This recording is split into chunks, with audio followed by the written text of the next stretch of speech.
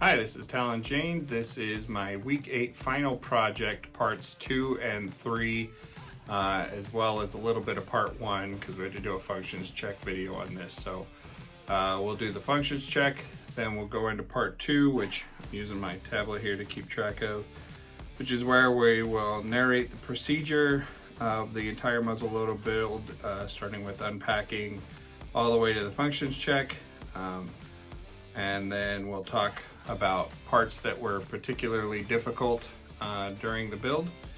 And finally, part 3 will evaluate my learning experience on the muzzle build. So with that, let's go ahead and get started. And thanks a lot. Oh, today is May 13th, and this is for FTT210. Thanks. So this is for the end of part 1. This is the short video of the muzzleloader lab with the functions check, even though I've done this functions check in pretty much every single one of the videos so far, but the functions check of everything. So you have 2 different triggers here. You're going to set the back trigger. There are 2 cocks, the half cock and the full cock. And then the front trigger fires it. So with that being said, that is the full functions check of the muzzleloader lab muzzleloader. Once again, 2 triggers, pull the back one, half cocked, full cocked, fire. All right, thanks a lot, bye. Okay, we'll begin with unboxing. So to start, we have the rifle itself. This is, I don't know if you can see that there. The Traditions Shenandoah is what was provided by the school. So we have,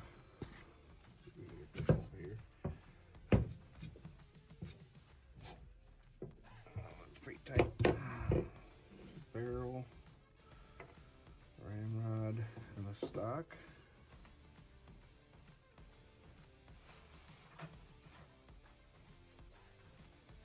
A few other things here. So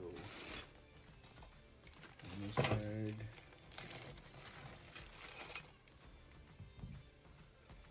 guard, but wait, that is the name eludes me. Lock, trigger, and piece up there. That goes back there. That goes right there. Alright. A little bag of baubles here.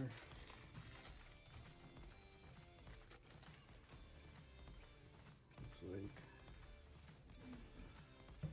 maybe a front sight post. I would think that would be the front sight post. Rear sight post.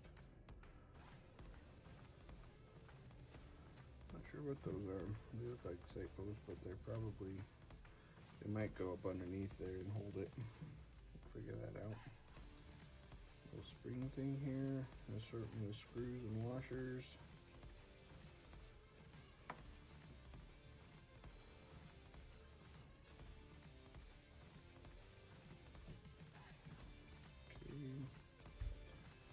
Alright, we've got some chisels here, palm chisels. Okay, and it's like a muzzleloader bore light, and some Prussian blue. Looks like it leaked a little bit there. I think that's everything we need to get started. To start with discussing the muzzleloader build, I'm going to be using the muzzleloader lab booklet, basically to keep myself straight and make sure I don't miss anything. So when describing the build, the very first thing that you're going to do is inletting the lock. A lot of what we do with the muzzleloader is inletting. Inletting is the process of using a compound, either the inletting blue, Prussian blue, or the inletting black. You're going to put it on the metal item and you're going to push it into like your wood stock, and it's going to, using like a wood mallet or something, you're going to use that to determine where things are binding, and then you're going to use your carving tools to try and remove that portion. So like right here, the lock was the very first thing that we inlet. That takes place from pages 7 to 9. We get to page 29 in this class. So from 7 to 9, you're inletting the lock. It's relatively simple. For me, this was probably one of the better inlet items when it came from the factory. So there wasn't that much to do. I could have forced it in at the beginning, but now it comes in and out easily, which is what you want. You don't want any creaking or binding. Let's see, like I said, through page there. Next, you're going to do your preliminary brass cleanups. That's the cleanup of all of the casting marks on your brass. Brass, when it's cast, has a seam down the middle. Some of it is cleaned up from the factory, most of it's not, and you're going to use files and sandpapers and things like that to try and clean up the brass. If I'm not already, I'll be including videos of kind of me going through that process up here above. You're going to do the butt plate.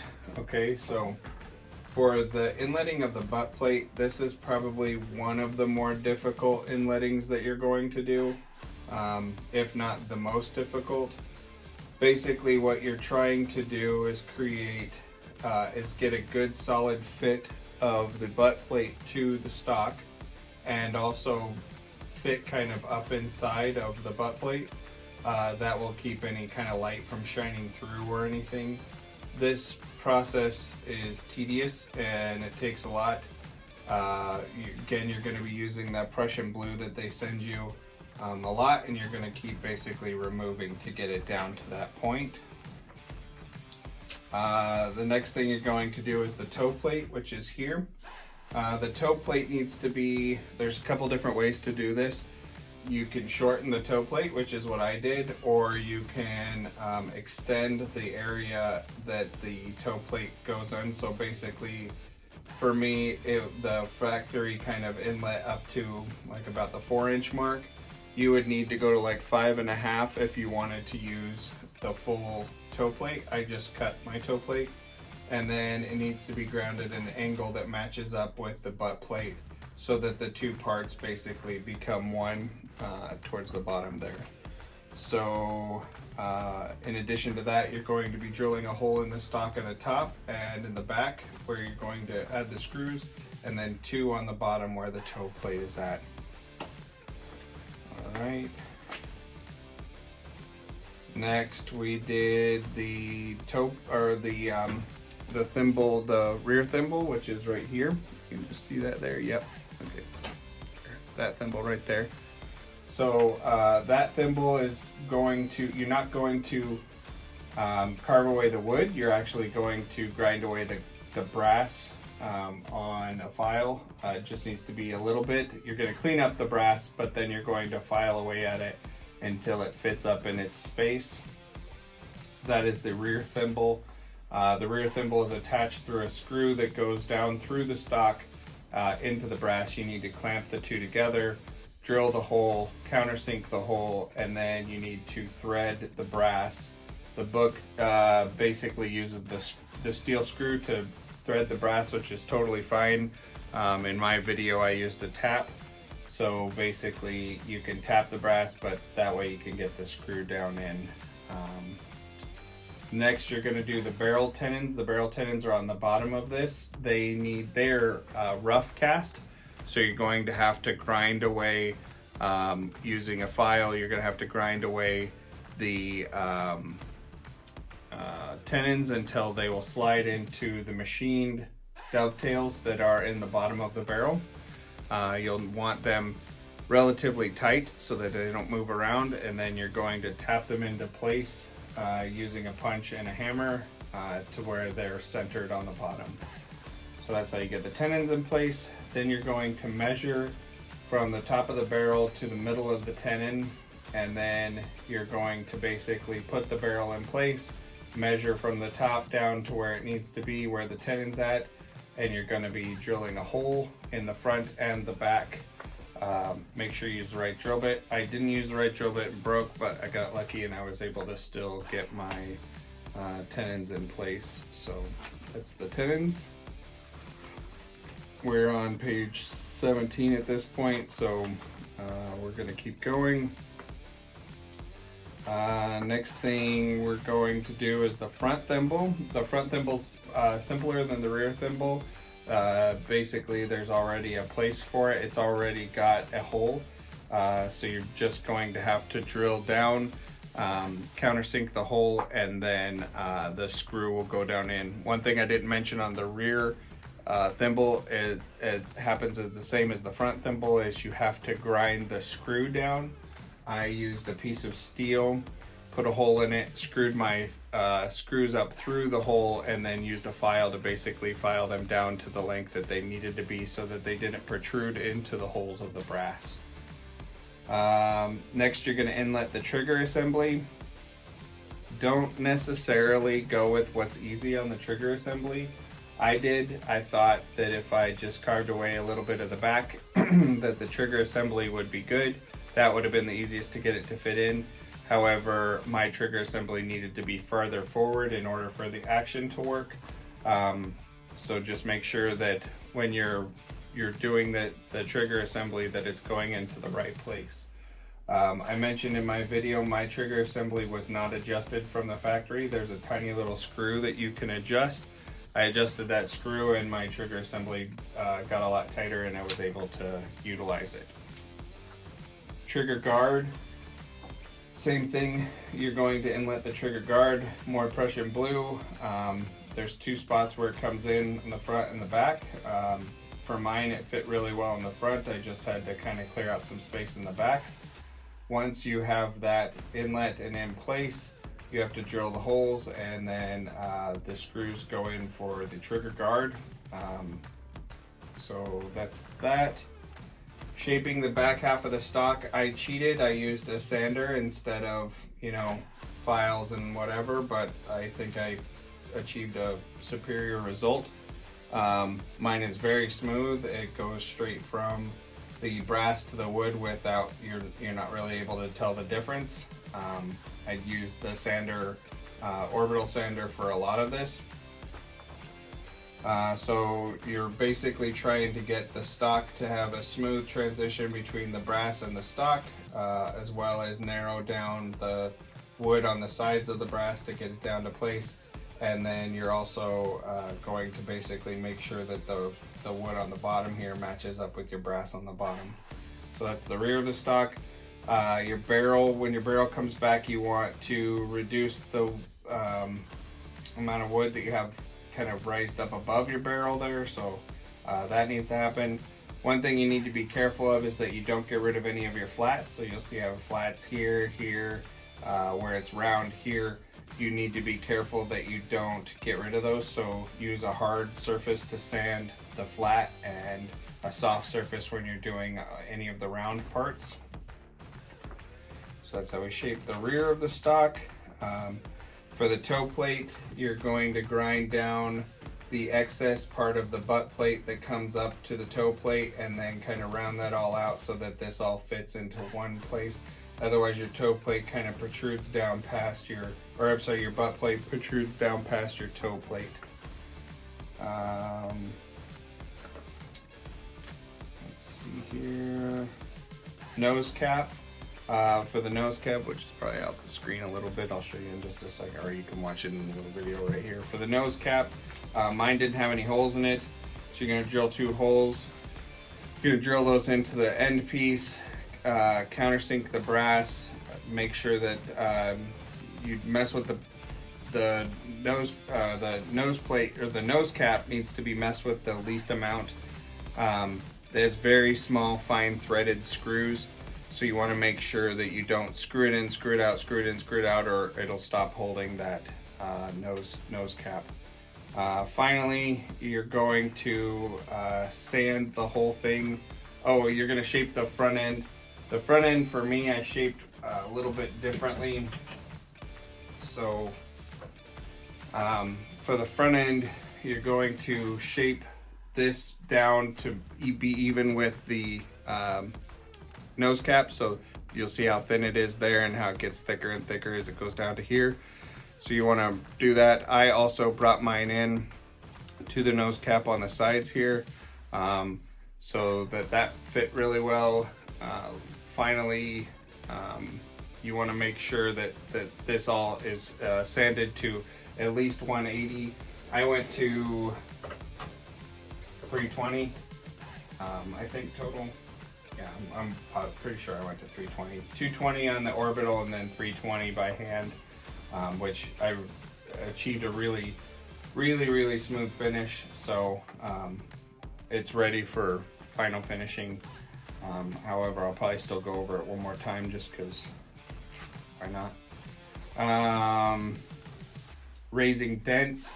I only had to raise one dent, which I caused myself when I was putting it back together. When you raise a dent, you're going to use like a steam iron, a wet rag, put it over the dent. Then you're going to let the steam basically swell the fibers. It'll raise the dent out, and then you may have to kind of go back over it for sanding because it does raise the grain a little bit. Speaking of raising the grain, when you sand it, you're going to raise the grain with hot, wet. So I used a hot wet rag and then heat, and then you're going to sand it again, let it dry, keep doing that until basically you get to a point where it's smooth, and when you raise the grain, it doesn't change it very much. So we are not going to get into staining or anything else in this particular class. So with that being said, that completes the whole portion of what I've done in this class. And at this point, I added a couple of extra things, which was just the percussion cap nipple here, and the, I can't remember what they call that little screw, I always forget.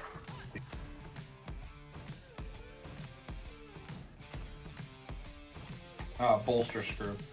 So I installed the nipple here and the bolster screw, and the only reason I did that was so that I didn't lose them. They're just in there loosely. I could probably undo it with my hand, so that I didn't lose them. The only other parts that aren't installed right now are the front and rear sights, which I would have to take off when I went to brown or blue the barrel in the first place, or in the final point. So alright, so that concludes my number 2.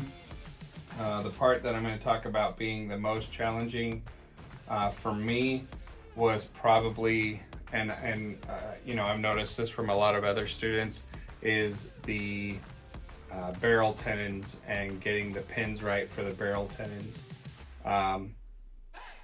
You're basically doing that blind through measurements. So what that means is when you put the barrel in and you go to put this little tiny tenon in, you are measuring from here to the tenon, and then so you're going to put a vertical line around here that kind of signifies, you know, the tenon down.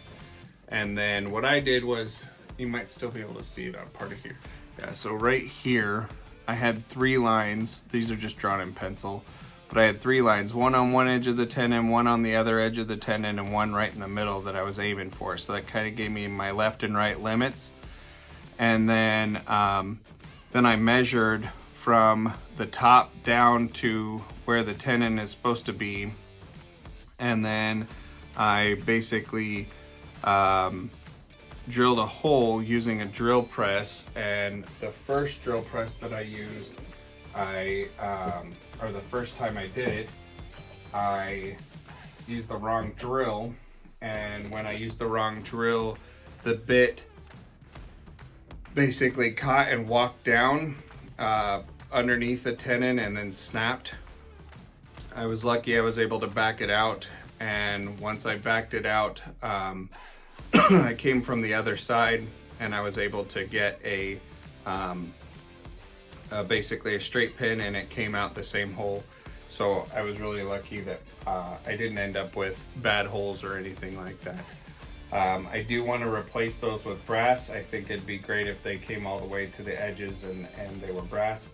But other than that, I think that was probably the most difficult thing that I did. Other than that, I didn't struggle too much with any part. There's a lot of parts that are tedious, but I didn't necessarily struggle. So yeah, so that completes my part 2. For me, this was something I wasn't familiar with. I've never really messed with muzzle loaders, so having this, working on it, kind of getting to know how the action works, getting to know how it's put together, kind of being able to really get my hands in there. I think that'll be invaluable knowledge when it comes in the future to any sort of working with muzzle loaders. The inletting process, I can see that being super important, especially if I am replacing a stock on another rifle, even if it's not a muzzle loader, and I'm trying to get an action to fit into a stock. That process of inletting and removing small amounts of material in a wood stock to try and get, honestly, even a plastic stock or something like that. If something's binding a little bit, being able to understand how to remove just little tiny bits until it fits perfectly, I think that's invaluable knowledge that you gain from this particular lab.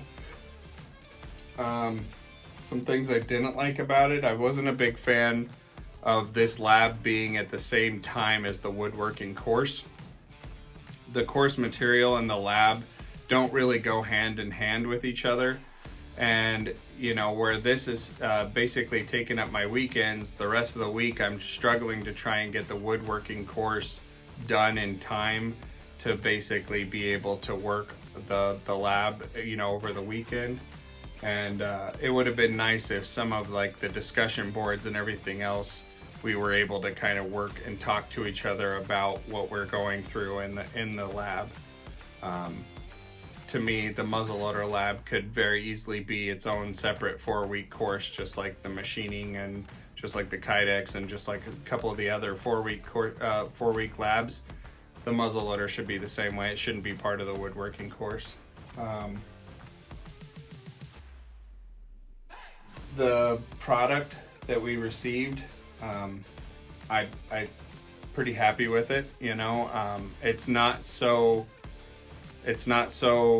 ready-made that you can just put it together straight out of the box and you don't need any kind of instruction, but it's not so raw materials that you're spending hours and hours and hours just trying to get a rough shape. So I like that it's kind of right there in the middle where it's partially inlet, but not fully inlet, you know, that you can understand the shapes, you can understand where things go. But yeah, overall, it's a great product. I definitely recommend the course. Not as much of a fan of the actual coursework, the FTT210, but I am a big fan of the lab and what I was able to gain out of the lab. So with that being said, that's my overall learning experience on the muzzleloader, and my overall opinion of the muzzleloader lab. So take that as a grain of salt. Everybody kind of probably gets a little bit of something different out of this. I have some experience woodworking, so with that, you know, I probably didn't get as much out of that part of it that somebody else might. But you know, like I said, everybody's going to get a little bit of something different. But I hope you enjoyed the videos. I hope you enjoyed my commentary, and anybody who's watching this and, you know, getting ready to take this class, make sure you block out some time, because you're basically knocking out a lab every single week for the last 4 weeks. And just when you think it's over, you've got this final, which is basically just reiterating everything that you did over the other 4 weeks. So the other 3 weeks rather. So with that being said, thanks a lot, and we'll catch you on the next one. Bye.